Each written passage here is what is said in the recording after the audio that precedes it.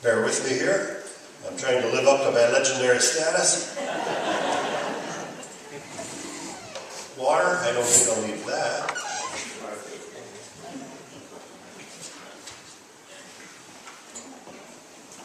Very well then. Well, all right, thank you for coming. As I did 2 weeks ago, I'm going to try to ask to have an open forum. If you have questions while I'm up here and talking about something, raise your hand. Chances are the question you have, 14 other people are thinking it too. So, and maybe I'll like to know the answer. So, please raise your hand if you have a question, and we'll cover that too. Let's get started. Obviously, Frankentrost, 1847. We'll start back in Germany, back in Middle Franken. Settlers were scattered throughout Middle Franken. It was a time of political upheaval. As you know, in 1848, the revolutions throughout Europe took hold, and so there was many reasons for these people that wanted to leave. There was political unrest. There was mandatory military conscription for the young men. There was also religious reasons that these Lutherans wanted to get out of Germany. The state religion was not what they professed to believe, and there was conflict there. And so, and obviously then, the efforts with Pastor Leah setting up the settlements here in Michigan, also then the efforts to come here, start a new life, and witness to the Indians and bring Christianity to Michigan. So there's a number of reasons why they left. So, starting from small villages, they came together, traveling to the little village of Kulmbach to meet Pastor Grebner. There he is. Johann Heinrich Philipp Grebner. They traveled to Hanover, then to Bremen, and their point of departure was Bremerhaven. The scheduled ship wasn't there that they expected to take. So part of were quite anxious to get going, and they boarded the Creole and left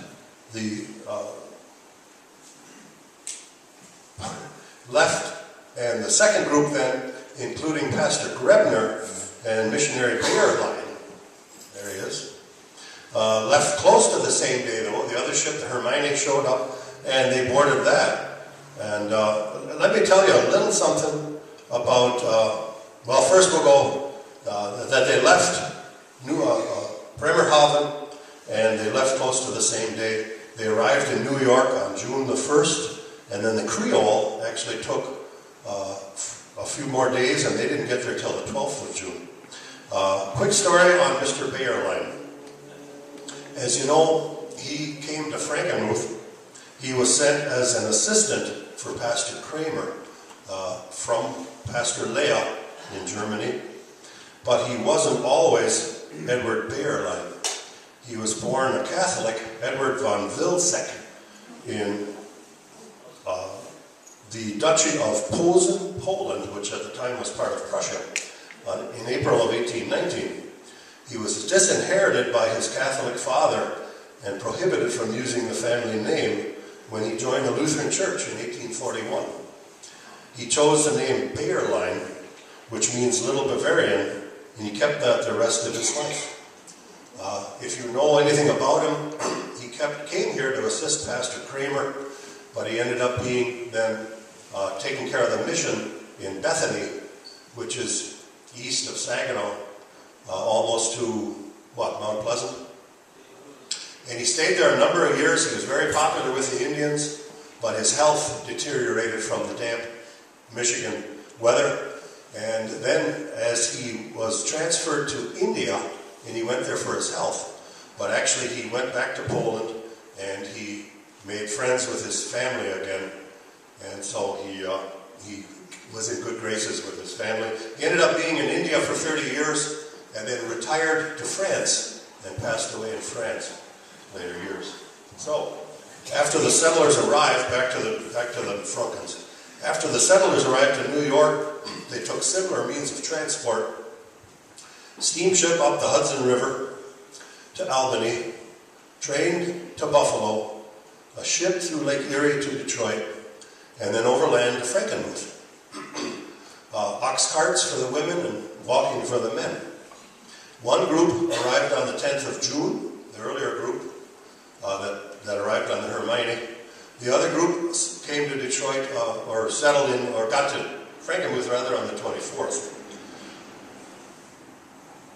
These are the settlers' names, and I won't go through all of them, Mr. and Mrs., but I'll read them off. Schlenk, and then George and Adam Wisfiller, they were brothers. Michael Huber, Frisch, and Munker, and then down one was the widow Yeckel. Mrs. Yeckel was the mother-in-law of Mr. Frisch and Mr. Munker. Reinbold, Schnell, Bliemlein, Billmeyer, and Hetzner. Kipfmiller, Rank, Buchinger, and Heinlein. And then Maltz, Herbst, Edelman, Abraham, Mader, and Streeb were in Frankenmuth already. They didn't come over on the Hermione or the Creole.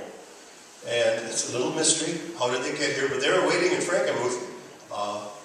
Apparently they had come here maybe to settle. But then when the Frankentrosters came, they said, we're going to go with you. And we're going to settle in Frankentrost too. So that was the group. Some of the names disappeared rather quickly. Streeb, I see that name in the history of Holy Cross. So I think they moved to Saginaw. Some of them never had children and the name died out. Some of them moved. I know Edelman. Mr. Edelman died of tuberculosis in 1848 already. So his family moved to Saginaw, had a saloon and a hotel on Genesee Street. And what become of that family, I don't know either. Some of them passed away, but a few names are familiar, yeah, you see that. So anyway, Reverend Leah's instructions were that Frankentrost should not be nearer than 6 miles from Frankenmuth. So a surveyor from Bridgeport, a Mr. Beach, led a group of 12 colonists northwest of Frankenmuth. He knew the quality of soils and forests, and he spent 2 days roaming about and settled on a spot of good soil between the 2 creeks. And the creeks are what Danny Albensugar pointed out 2 weeks ago. This creek here and this creek here. So they knew that obviously with 2 creeks, and they settled in between them, so drainage was important. And the water would settle, although the reason they picked that land was based on the kind of trees they had here. They knew that hardwoods, sugar maples, things like that, would have a good soil in that area. If you had all pines and firs, then chances are you had sand. So that's where they settled there. I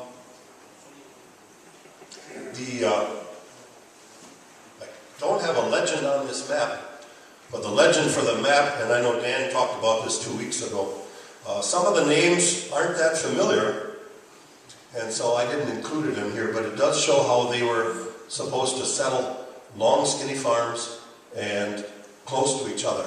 Reverend Leah insisted on that so that they'd have a community, a village, right off the bat.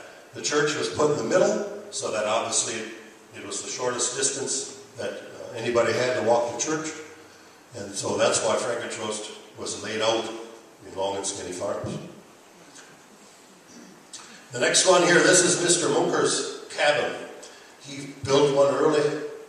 When they got there, the rest of the settlers, they stayed in Frankenmuth. The men would go to Frankentrost and build cabins and then come for their families as their buildings were done.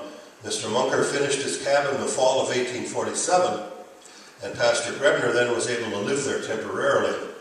The living quarters for him were upstairs in the attic, but the house also served as the pastor's study. 4 weekdays was the school, because you saw a bunch of kids that came along with the settlers, and on Sundays it was used as the church. Excuse me. So, here we go. This is an 1877 map, a plat of Frankentrost. As you can tell, it says Trostville. Little sidelight, the post office didn't like all the Frankens. In 1877, there was Frankenmuth, there was Frankenhilf, there was Frankenlust, there was Frankentrost, and the mail, God knows where it went. So for a while, it was Trostville. So, but you can again see by 1877 a lot of the familiar names, and then the long and skinny farms. This road to my closest, oops, wait a minute, I'll back up. There. This road closest to me would be Beyer, and then Mueller Road is in the middle. You can see the church and school, and then the creek runs, and Reimer Road is off to the side there. So, a lot of familiar names up there.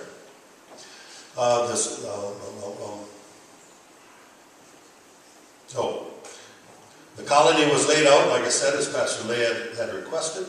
40 acres for the parsonage, 56 acres for the church. Of course, the parsonage needed 40 acres because he had a cow and horses, and he had to grow his own feed for his own transportation.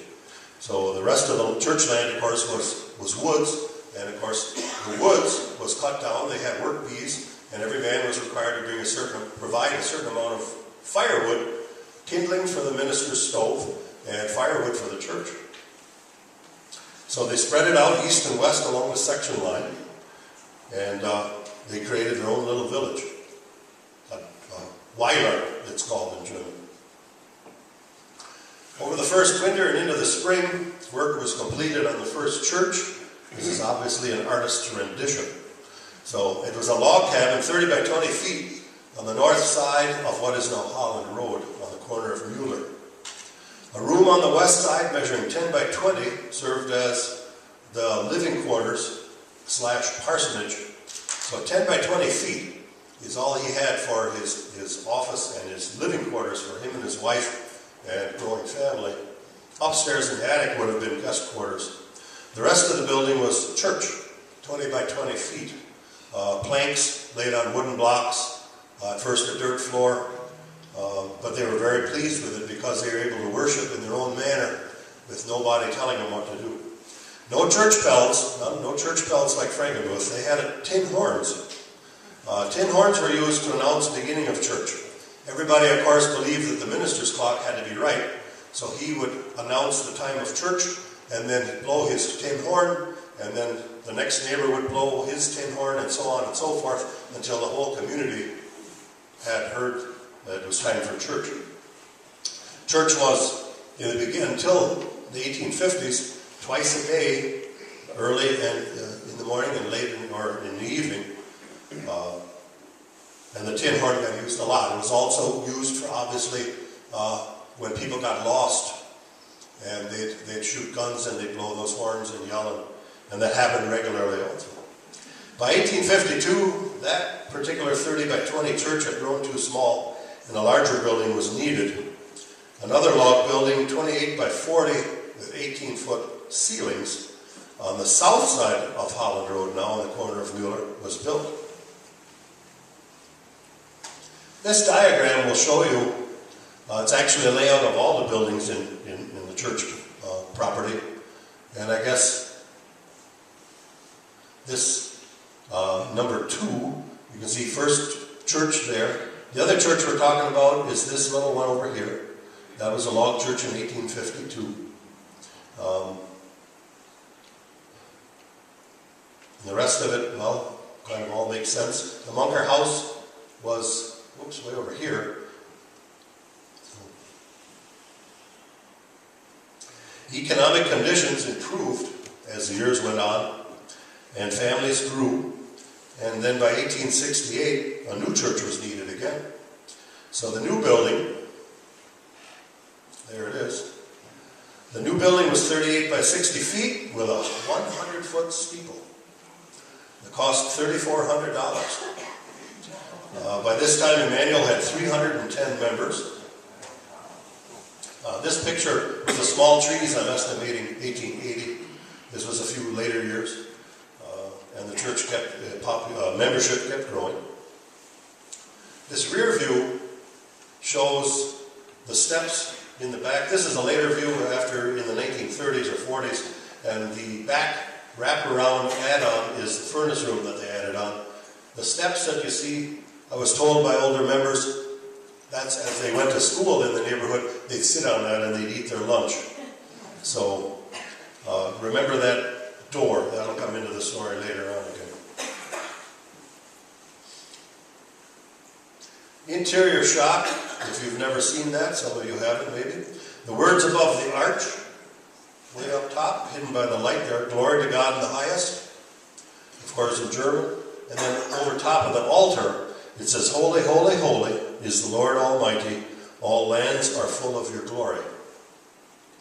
As the church membership grew, the balconies were added in about 1880 to increase the seating.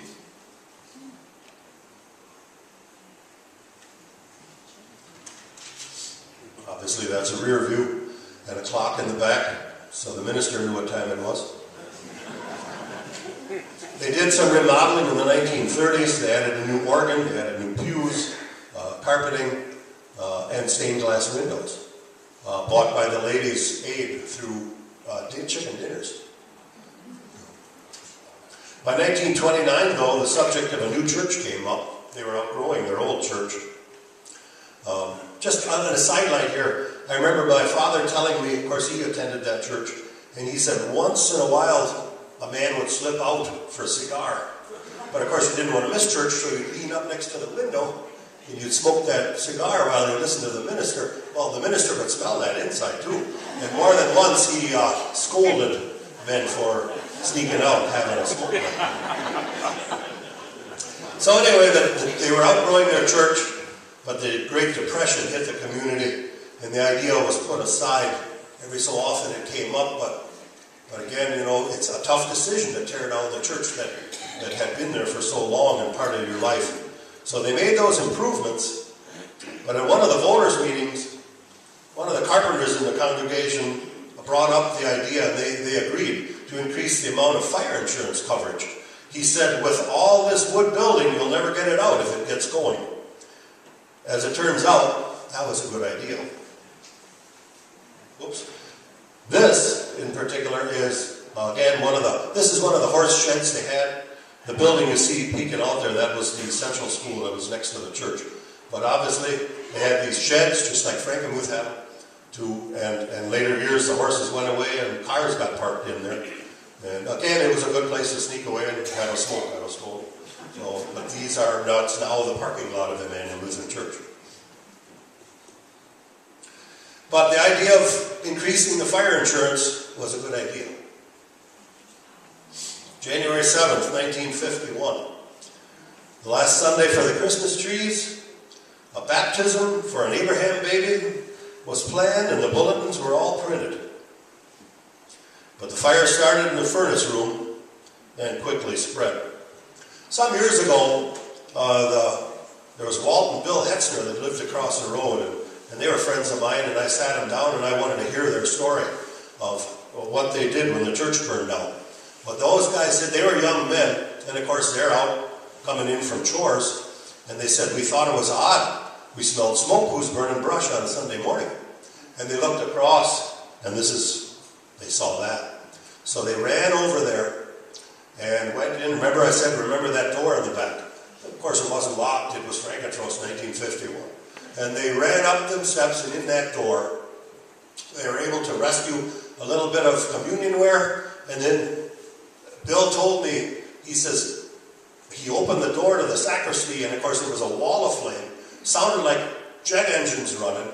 They closed that door again, and what do we do? What do we do? When we grabbed the communion ware, they grabbed a desk, for lack of anything better to do. It was loose, they grabbed it, they took it outside. What a wonderful thing. The desk contained all the church records for Frankentrost. The birth, death, voters' meetings, marriages, all the records, all the way back to 1847. So, good story, good effort by the Hetzner cousins there. Yeah. So,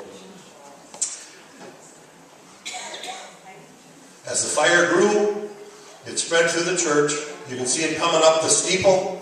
I was told that people there, by the time that happened, you could hear the bells cracking from the heat and crashing to the ground. So the intense heat busted them up.